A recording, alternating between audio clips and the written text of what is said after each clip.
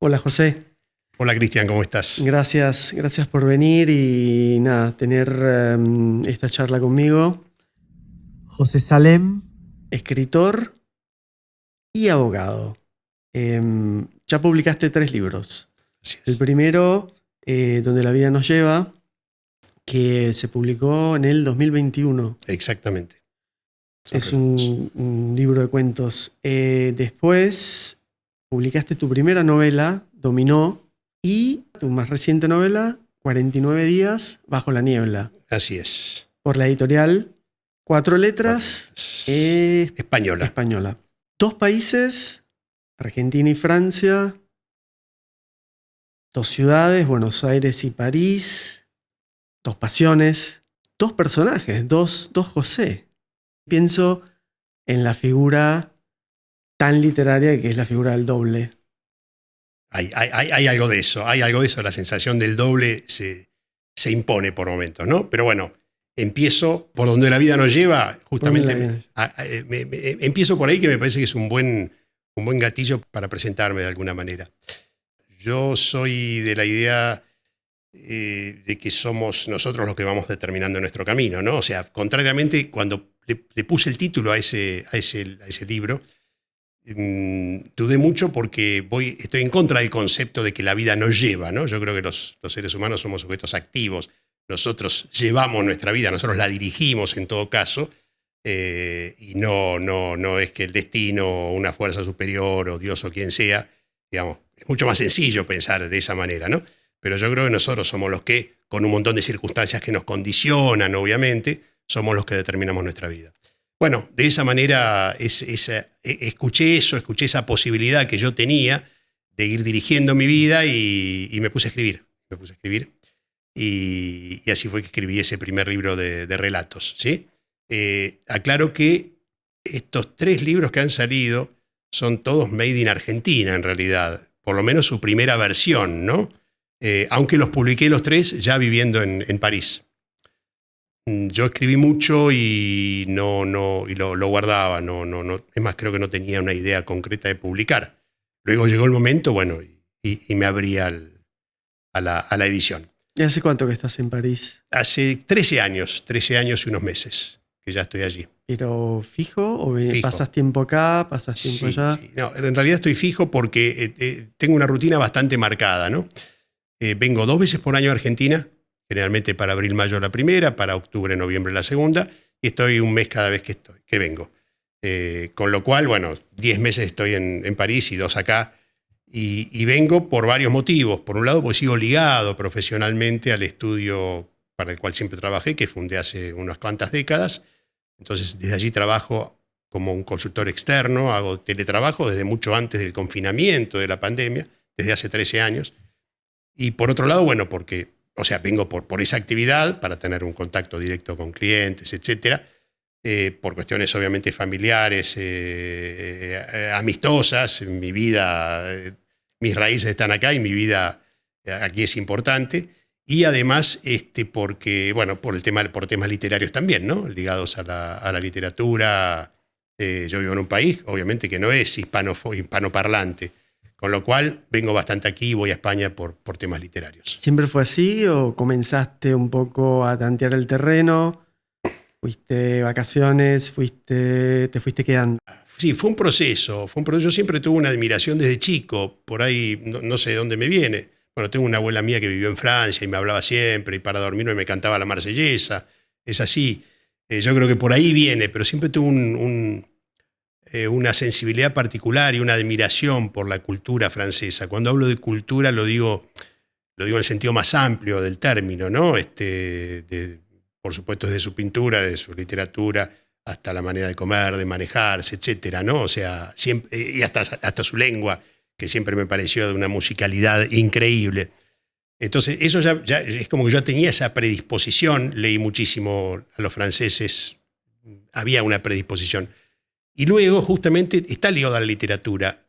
En el año 2006-2007, yo ahí me puse a escribir con cierto compromiso, ¿no? Cuando digo con cierto compromiso, con cierta continuidad. Y entonces, claro, yo trabajaba, como dicen los americanos, era un workaholic, no paraban. Entonces no tenía tiempo de trabajar, de hacer eso. Y decidí irme una feria judicial de enero, aquí la feria judicial donde el tribunal está cerrado en enero, digo, me voy a escribir a dónde me voy. Y dije, me voy al invierno, pues si voy al verano, uno se queda encerrado. Y digo, invierno, bueno, me alquilé un estudio chiquitito en París y lo hice 2007, 2008, 2009, 2010, 2011. Y en ese momento, que en realidad ahí terminé 49 días bajo la niebla, esta última novela. La escribí en Buenos Aires, la primera versión, pero la corregí durante 2 años más luego y la terminé allí. Sentí que estaba terminada en una de esas estadías de enero en París. Me iba al 20 y pico de diciembre y me quedaba hasta el 31 de enero.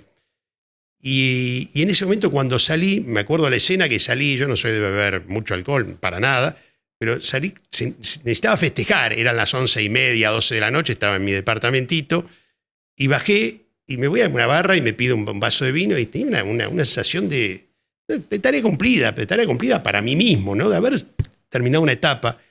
Y crucé, me acuerdo, estaba 2-3 cuadras ahí del Pont des Arts, el puente ese de madera, y dije, sentí una plenitud por lo que... lo cuento tal como lo sentí, ¿no?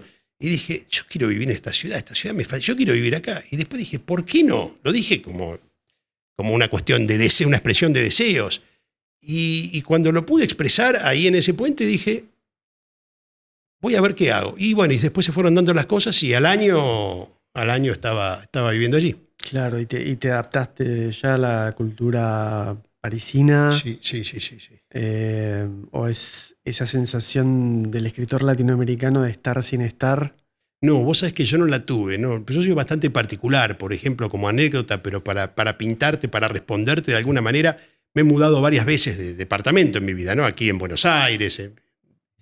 Y yo dejaba un departamento por ahí en el que había vivido 10 años y me iba al otro y al día siguiente me despertaba como si hubiera estado ahí toda la vida. O sea, evidentemente hay alguna cuestión, no sé si decir desapego, ¿no? A lo material, pero no me han costado en general las mudanzas. Bueno, esta es una mudanza del otro lado del océano, evidentemente, pero ya he vivido bastante tiempo y como también soy un tipo bastante solitario, sociable, porque me gusta estar en contacto con la gente, lo necesito, pero bastante solitario.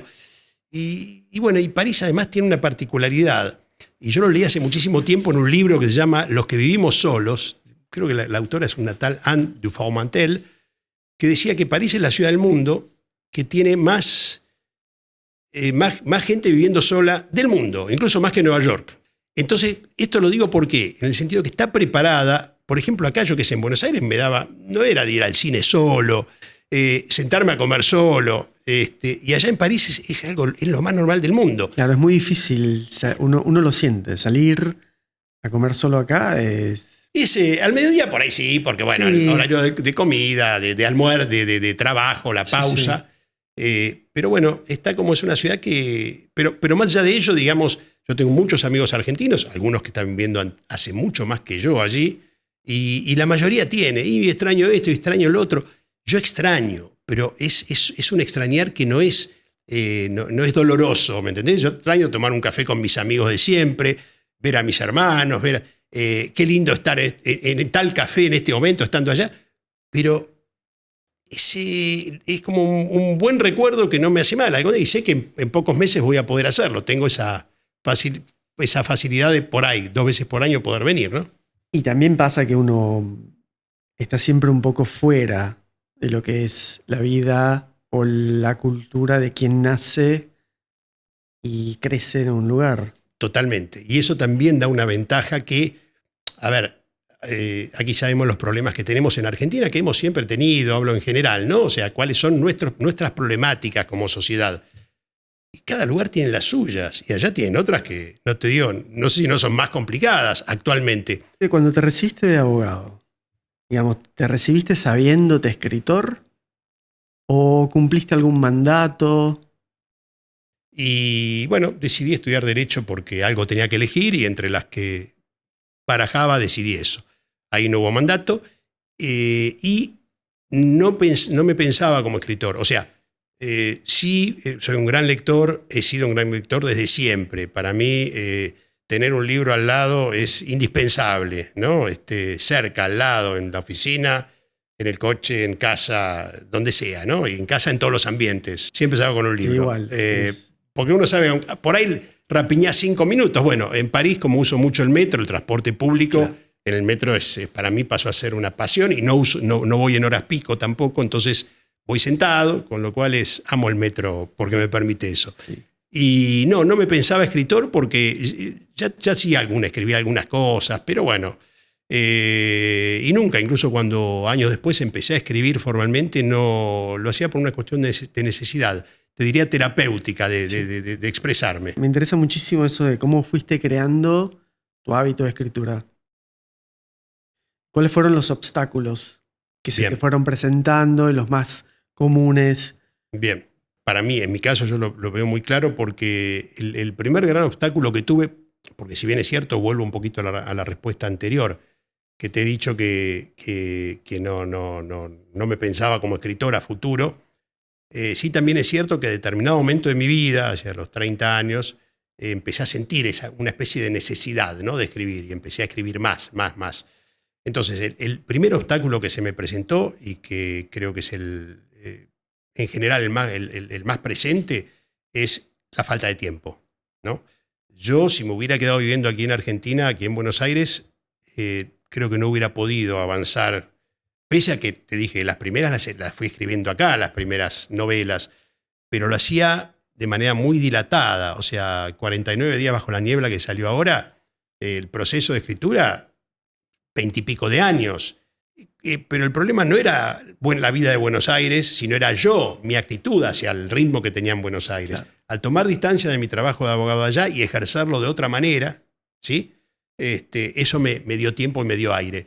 Ese fue el gran obstáculo. Allí, con tiempo, yo creo que tenía tantas ganas, tanta necesidad acumulada, que hoy en día, desde que empecé a escribir con cierto compromiso, es una actitud espontánea, es como levantarme a la mañana y cepillarme los dientes. O sea, es eso. No podría estar, de hecho escribo 6 días por semana, entre 5 y 6, a veces 7 por semana, pero naturalmente.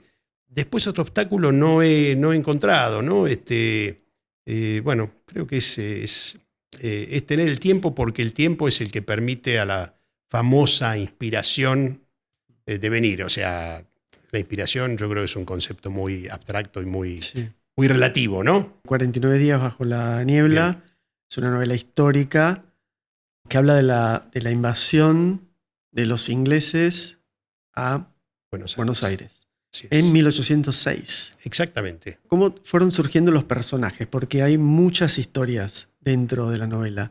Así es. En general, yo cuando escribo con muy poco preconcepto, con muy poco proyecto concreto, sin escaleta, sin un programa.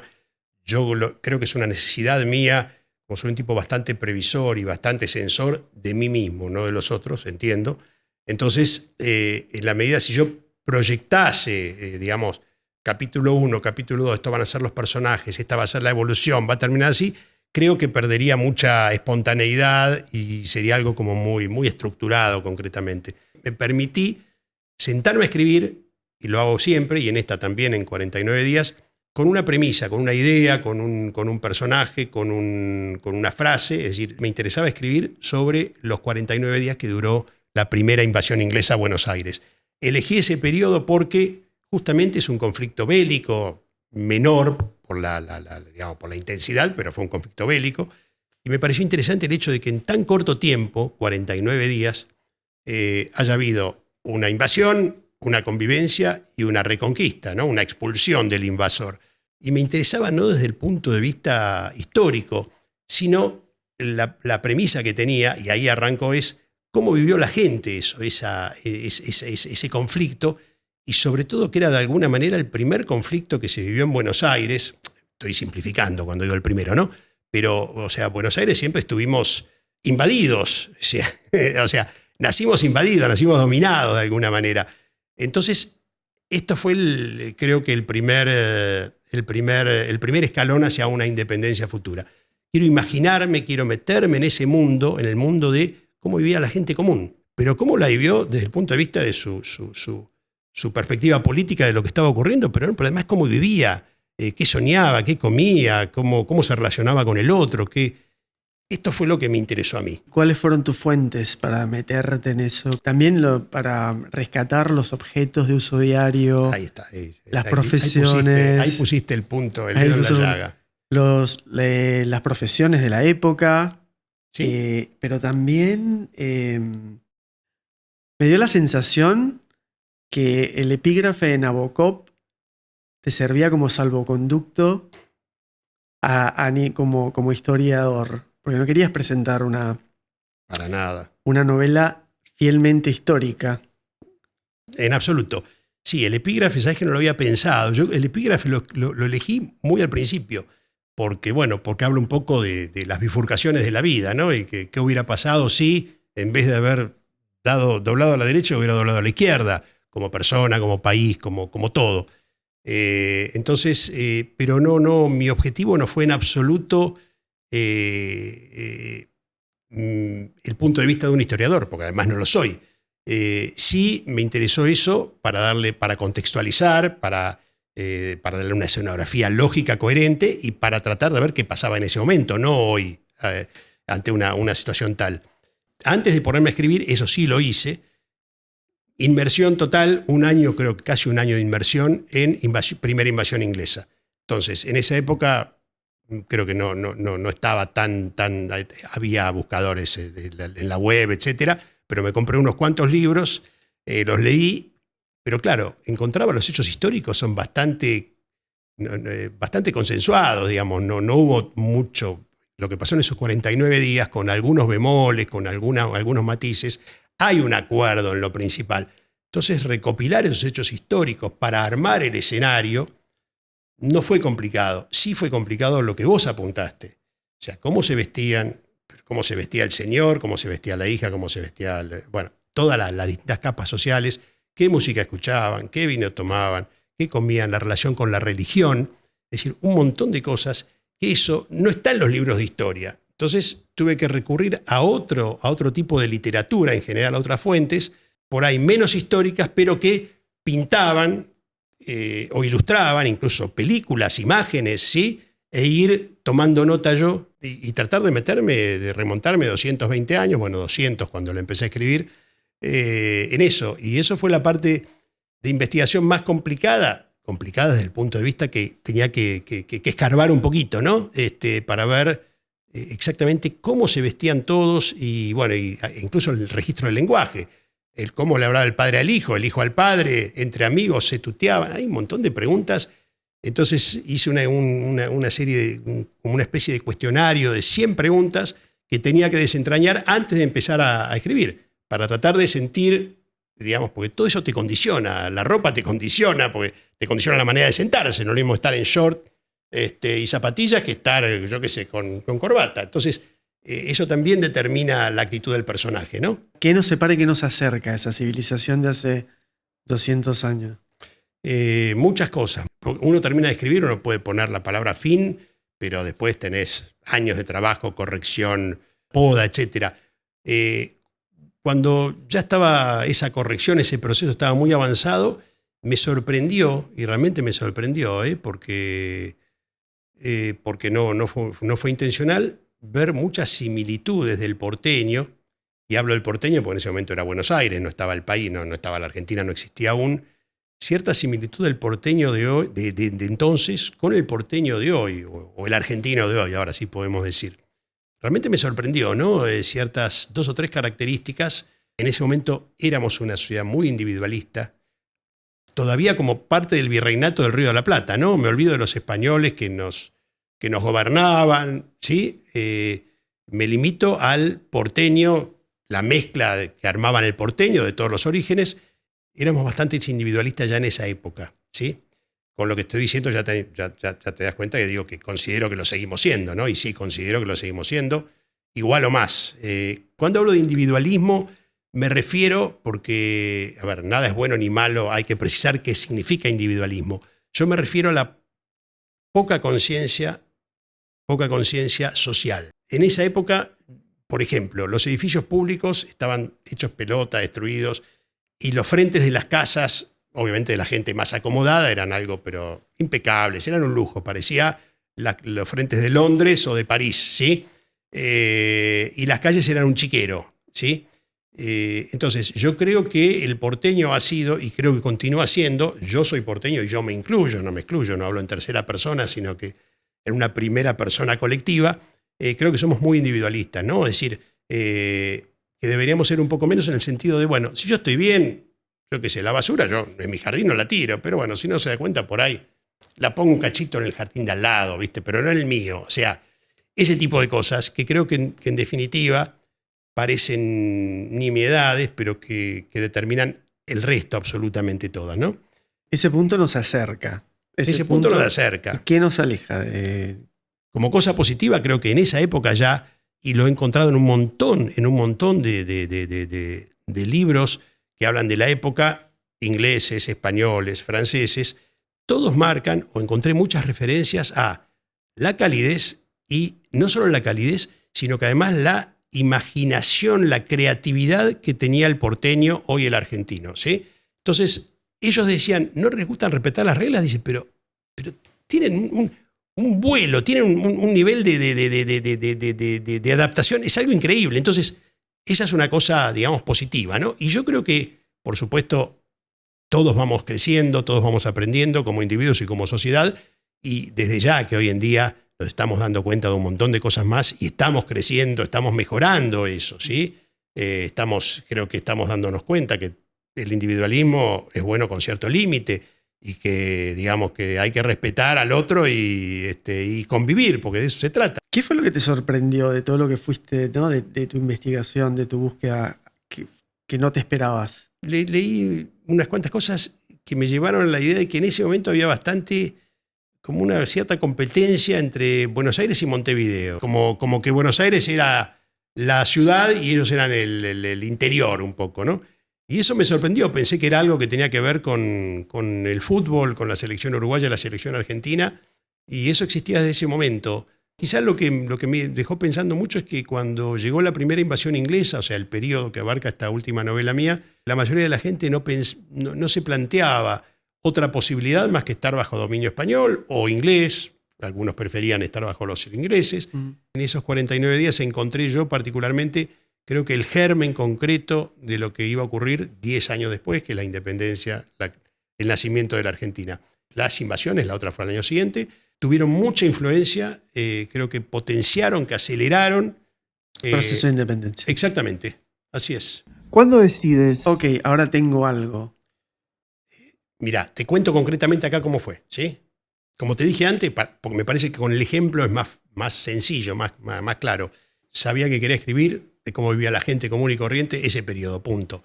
Una familia española, un español español asentado en Argentina, burgués, en Buenos Aires, burgués, estanciero, tenía, campos, etc.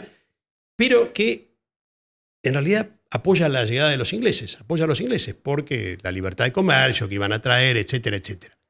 Ese fue el primer, tenía a ese personaje, don Eustaquio, ¿sí? El pater familia, y ahí empezaron sus familias. Bueno, los hijos generalmente, un conflicto, no suelen ser por ahí, no eran el personaje. Y pasaron a tomar protagonismo, ¿no? Porque los hijos pensaban distintos algunos. Obviamente existía la esclavitud, había una esclava había varios esclavos, pero uno que tomó un papel preponderante en la novela. Y así se van tejiendo las cosas. Sinceramente, no. Es totalmente, no te diría arbitrario, pero sí espontáneo, ¿no? Voy, lo que se me va ocurriendo, y generalmente después, por supuesto, con un montón de correcciones, de recortes, de vueltas atrás para cambiar ciertas ideas, armar un relato coherente. Sí, en un momento, digo, cuando ya tengo unas cuantas páginas o un avance donde yo me siento cómodo, siento que estoy adentro de la novela, ahí sí, y están los personajes principales, ahí sí digo, vamos a ir para acá, vamos a ir para allá, pero al principio no. ¿Cuál es el mensaje en clave pasado? Si es que hay un mensaje que esta novela informa al presente. Bien, yo encontré un mensaje para mí mismo. El narrador omnisciente no estaba ni con los españoles, ni con los británicos, ni con los porteños. Sí, tenía mi corazoncito por la independencia, pero te quiero decir que no tomé partido, traté de no tomarlo. Uno, en definitiva, al escribir ya toma partido, pero traté de no tomarlo, traté de no bajar línea, y creo que no lo he bajado, o al menos no lo intenté hacer. Pero sí, por supuesto, terminada la novela, yo dije, bueno, acá hay ciertas cosas que para mí esta historia me cuenta. Creo que algunos van a estar de acuerdo y otros no, ¿no? Es cómo interpretamos lo que pasó. Claro. Eso es un poco, no por escapar a la pregunta, pero insisto, no me gusta bajar líneas, sobre todo en la ficción. Me interesa mucho entender cómo se va configurando la voz literaria de un escritor. Puede ser una amalgama de voces, pero también puede ser, muchos terminan pareciéndose al autor que admiran o a los autores que admiran. ¿Cómo fuiste armando esa voz? Me encantaría parecerme a la voz del escritor que admiro. Más de una vez me ha pasado, una pequeña digresión, me ha pasado de leer a ciertos autores, yo que sé, un Dostoyevsky, un Stefan Zweig, Kundera, o a varios otros, muchos de aquí también, por supuesto, y decir, pero ¿para qué estoy escribiendo? O sea, cuando vos encontrás lo que uno podría decir lo más parecido a la perfección, si ¿para qué pierdo el tiempo? Si ya está ahí, me voy a dedicar a leer nada más. Pero bueno, esa es la pequeña digresión. Yo creo que la voz se va formando trabajando, porque es imposible, salvo que alguien diga, no, yo quiero escribir como Borges, mi modelo es Cortázar, mi modelo es tal, o en mi caso se armó de manera totalmente natural.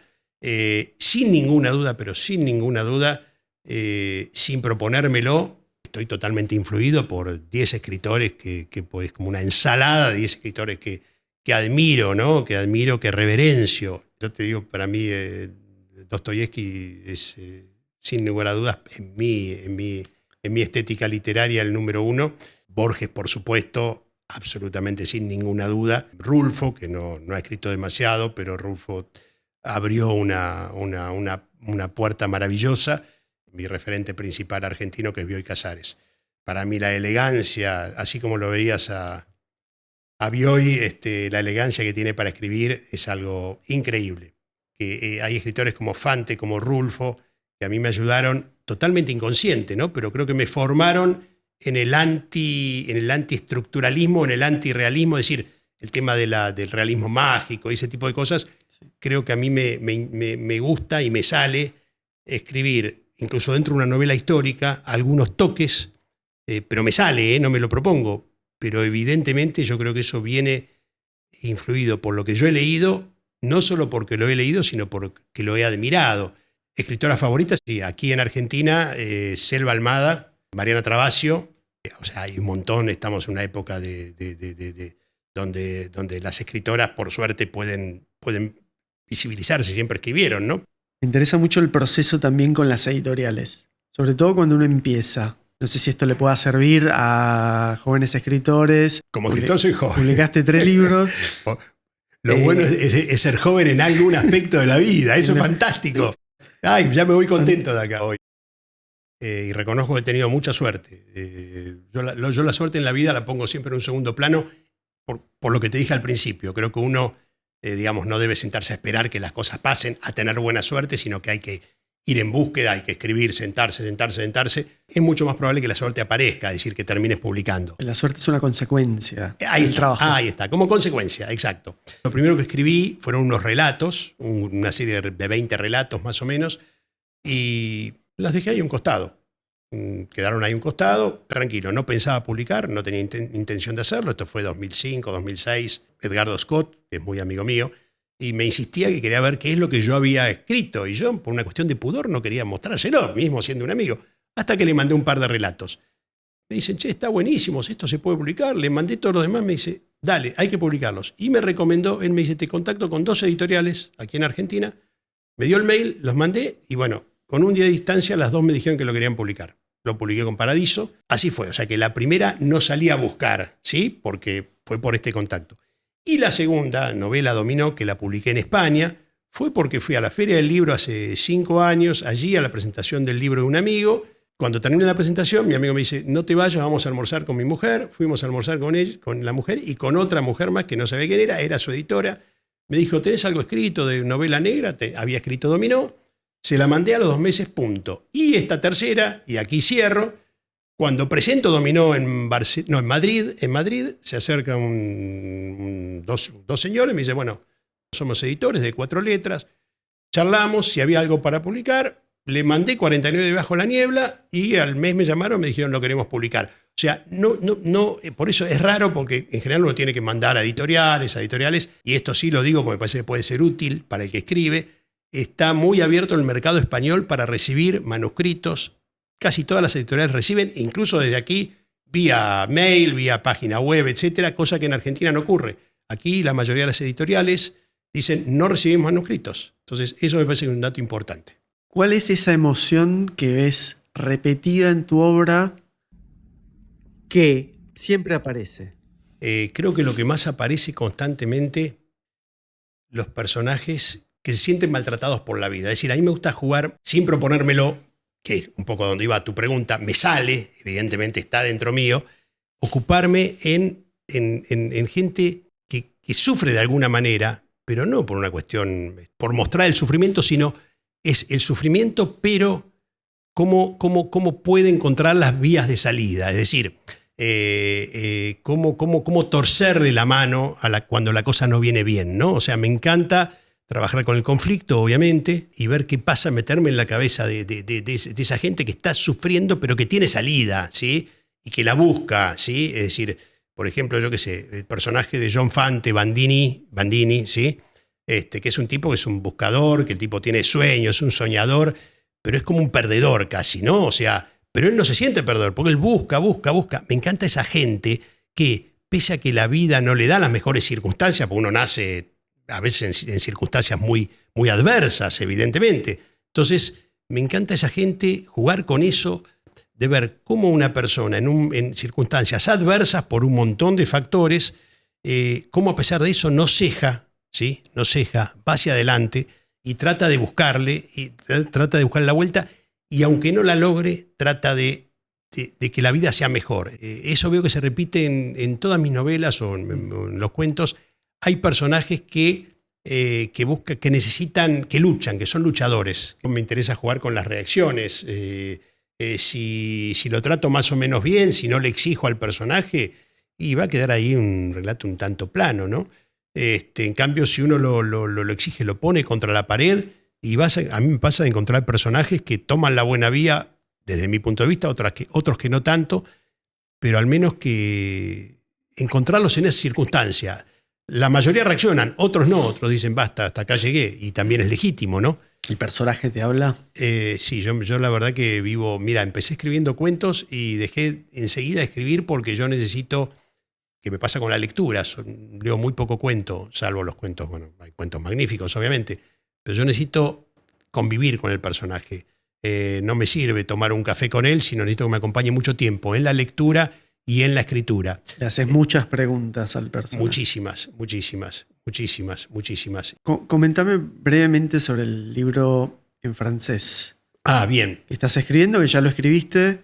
Sí. Ya está escrito. Ya está escrito. Es una novela que todo empezó con en la universidad, con una profesora con la cual entablé cierta relación, y luego tomé clases con ella, particulares, y una tarea era de aprendizaje, ¿no? En definitiva era escribir un relato, y lo escribí en francés. 3-4 páginas, muy bien, me gustó mucho, quedó ahí, a ella le gustó mucho, quedó. Y luego unos años me vino a la cabeza, digo, esto da para novela, ¿sí? La temática da para novela. Con lo cual empecé y osé, mi francés era limitado, ¿sí? Hoy es mucho mejor, pero bueno, no es mi lengua nativa, mi lengua materna, y empecé a escribir, terminé de escribir esa novela hace unos 3 años, 4 años, es novela, ficción, todo sucede allí, todo sucede en París. Y ahí conocí a un escritor, Guillaume Contré, que ha vivido en Buenos Aires, etcétera, que es escritor y que es traductor de ambas lenguas. La escribí en francés, pero digamos, también conocía la idiosincrasia mía, porque yo temía que por ahí una expresión argentina la hubiera traducido literalmente al francés y allá no significará nada. ¿Y notaste un cambio de registro entre tu escritura en francés, tu escritura en español, en castellano? Sí, pero evidentemente escribir en otra lengua hay una suerte de uno como que es uno, pero es uno distinto al que escribe, ¿no? Yo noté eso en algún momento, lo sentí, no me impidió escribir. Es como si hubiera otro sector del cerebro el que está dando las órdenes.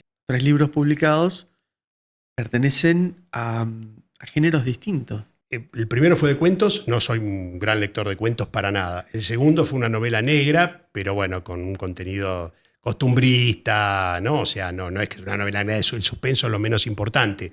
Habla un poco, es un cuadro de costumbres, pero digamos lo negro es lo menos importante, pero es una novela negra, evidentemente. Hay más de un crimen. Y la tercera es una novela histórica. Yo no soy lector de género negro, y la tercera es una novela histórica y no soy lector de histórico. Entonces, este soy yo. No, pero también sabés con qué tiene que ver con lo que te dije antes. Cuando me siento a escribir, ¿sí? Yo es como que me dejo llevar un poco. En serio, no es una cuestión de decir, ay, la musa, me vienen y me tocan. No.